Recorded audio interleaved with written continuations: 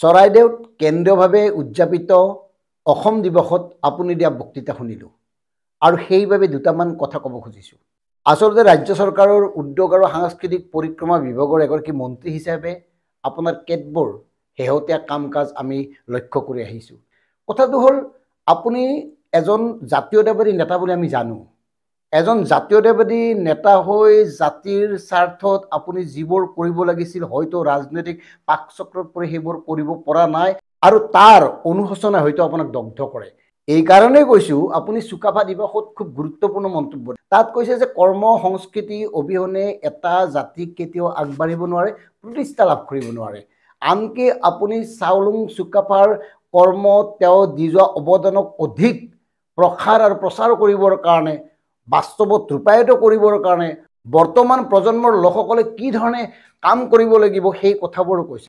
আমি আপোনাক ক'ব খুজিছোঁ আপুনি বুকুত হাত থৈ কওক, বৰ্তমান যি ধৰণে এইখন চৰকাৰে চলাই আছে সাধাৰণ জনতাক, কেতিয়াবা আত্মনিৰ্ভৰশীল হ'ব পাৰিব বুলি আপুনি ভাবেনে? কেতিয়াবা ভাবেনে এইখন চৰকাৰৰ দিনত অসমত কৰ্ম সংস্কৃতি প্ৰতিষ্ঠা হ'ব, কৰ্ম সংস্কৃতিৰ প্ৰতি সাধাৰণ জনতা আকৰ্ষিত হ'ব? কোনোবা ক্ষেত্ৰত কৰ্ম সংস্কৃতি দেখিছেনে? একদম বুকুত হাত থৈ কওক। এইকাৰণে কৈছোঁ এইখন অসমত 1 কোটি যদি হিতাধিকাৰী হয়, তেওঁলোকে যদি চৰকাৰৰ অনুদানৰ বাবে বাট চাই থাকিব লাগে, তেওঁলোক কেনেকৈ আত্মনিৰ্ভৰশীল হ'ব এই কথা আপুনি বুজাই দিয়ক। আনহাতে কৰ্ম সংস্কৃতি ক'ত? এতিয়া পথাৰবোৰ চন পৰি থাকে বেছিভাগ সময়, কিয়? পথাৰ কিয় এৰিছে অধিকাংশ খেতিয়কে, কিয়? এই কথাবোৰ আপোনালোকে চিন্তা কৰেনে? পথাৰ এৰি এতিয়া মানুহবোৰ ক'ত অধিক ব্যস্ত হৈ পৰিছে? আঁচনিৰ নামত দিনটো দৌৰি থাকে, মেল মিটিঙৰ নামত দৌৰি থাকে।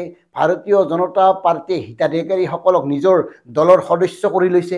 নিজৰ দলৰ সদস্য নহ'লে হিতাধিকাৰীয়ে আঁচনি নাপায়, এই কথাবোৰতো সভাপতিৰ মুখেৰে ওলাইছে।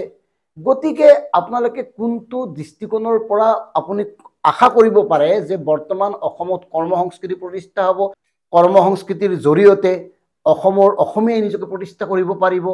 আনহাতে আপুনি যে সৌৰ্যবীৰ্যৰ কথা কৈছে চুকাফাই গঢ়ি যোৱা বৃহত্তৰ অসমখনক যি ধৰণে আপুনি গঢ়াৰ কথা কৈছে, কেনেকৈ গঢ়িব কওক? এতিয়াতো বিভাজনমুখী চিন্তা। আপোনালোকৰ দলৰ লোকসকলেইতো এতিয়া বিভাজনৰ আটাইতকৈ চূড়ান্ত ৰাজনীতি কৰি আহিছে। গতিকে আপুনি কল্পনা কৰা, আপুনি আশা কৰা বা আপুনি নতুন প্ৰজন্মক উদ্দেশ্য কৰি কোৱা এই কথাবোৰৰ বাস্তৱ প্ৰতিফলন সম্ভৱ নে? এই কথাবোৰ চিন্তা কৰক। আৰু এই কথাবোৰ এইকাৰণে আমি আপোনাক জনাইছোঁ কাৰণ এই কথাবোৰ আপুনি হয়তো শুনিব। অসমৰ বৰ্তমান বেছিভাগ লোকে নিজৰ মতে কৰে, তেওঁলোকে কোনে কি কৈছে নুশুনে। তেওঁলোকক আৱৰি থকা চেলা চামুণ্ডাসকলে যি কয় তাকেই কয়। গতিকে তেনেকুৱা মন্ত্ৰীৰ উদাহৰণ আমি দিব পাৰোঁ, যদি লাগে ক'ব, দিলোৱে দিয়ক, জয়ন্ত পীযুষহঁতৰ কথাই কৈছোঁ, আৰু বিধায়ক বহুত আছে। গতিকে আপুনি যদি অকণমান বেলেগকৈ চিন্তা কৰে সেইকাৰণে কৈছোঁ। আৰু আপুনি এটা খুব গুৰুত্বপূৰ্ণ কথা কৈছে যে অষ্টালক্ষী বুলি কিয় কোৱা হয় উত্তৰ পূবক? উত্তৰ পূবত থকা প্ৰচুৰ সম্পদ আৰু সম্ভাৱনাৰ বাবে কেনেকৈ বাহিৰৰ পৰা বিনিয়োগ কৰিব আহিছে? আমাৰ প্ৰশ্ন হ'ল আমি কিয় বিনিয়োগ কৰিব নোৱাৰোঁ? অসম চৰকাৰে কিয় অসমৰ সম্পদৰ ব্যৱহাৰ কৰিব নোৱাৰে? কিয় অসমৰ সম্পদক লৈ বহিৰাগত ব্যৱসায় কৰাৰ সুযোগ পায়? কিয় অসমৰ সম্পদৰ সৎ ব্যৱহাৰৰ কাৰণে আমি বহিৰাগতলৈ বাট চাব লাগে? কিয়? চৰকাৰে কি কৰি আছে? হাজাৰ হাজাৰ কোটি টকা তেওঁলোকে হিতাধিকাৰীৰ নামত খৰচ কৰি আছে, য'তে ত'তে বিজ্ঞাপন শ্লোগানৰ নামত লাখ লাখ কোটি টকা খৰচ কৰি আছে।